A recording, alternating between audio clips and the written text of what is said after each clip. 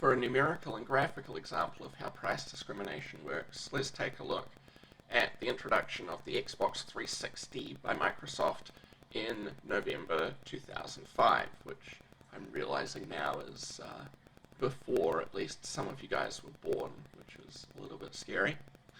Well, when it was released, the Xbox 360 was released at a price of $299.99. If you shopped around, you could get it for $300.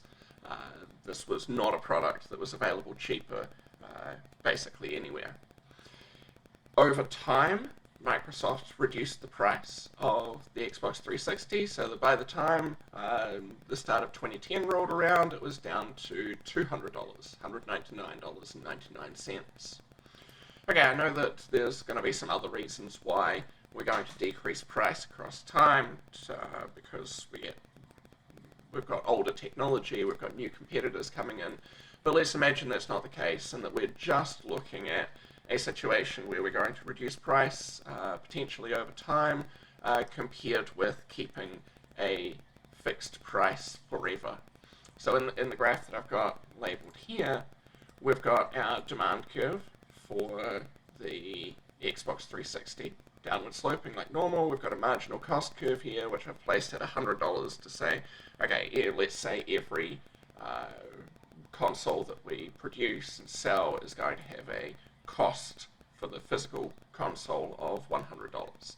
Then we make a profit when we sell at a higher price than this. So let's imagine first that we decide to maximize our profit with a single price. Maybe we choose a price like $250. So if we choose $250, then we make a profit of $150 on each one, times however many we produce for this orange, yellow, whatever we want to call that color area there. Consumers get consumer surplus up here of the difference between their demand curve and the price out to the quantity that's actually being traded.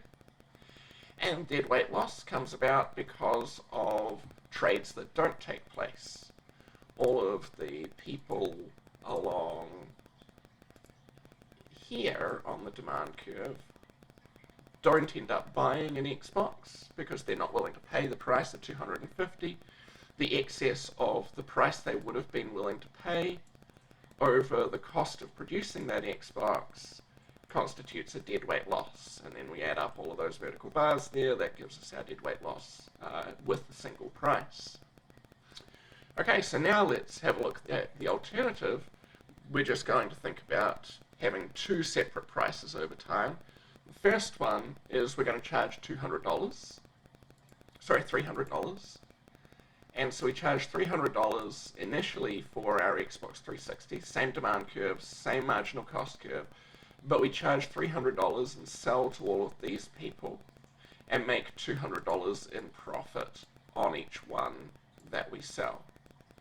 Then, once we've decided that all of these people have bought, then we drop the price down to $200. All of these people now buy. We make only $100 profit on each of those that we sell, but we're going to make more profit overall. Now, in order to see that, realize that this is where the original profit was, and so we're losing that part, but gaining these parts. We're getting a higher amount of profit with two prices, with price discrimination, than we could get with just a single price. There's a couple of other interesting things that we can note here though. One, the deadweight loss is smaller than before, which is great because now there's going to be fewer people who miss out on getting one of these Xboxes at a cost, at a price greater than the $100 cost. This is great. We sell more product, less deadweight loss. We get a little bit less consumer surplus, but it's only a little bit less. If you compare these last two, it's really hard to see which is bigger, that triangle, that blue triangle there, or these two smaller blue triangles. It turns out that the two smaller ones are just slightly smaller in total than the original consumer surplus. In this particular exercise, it's like 1/9 smaller in total. So we lose just a little bit of consumer surplus, gain a lot of profit, and we have a little bit less deadweight loss.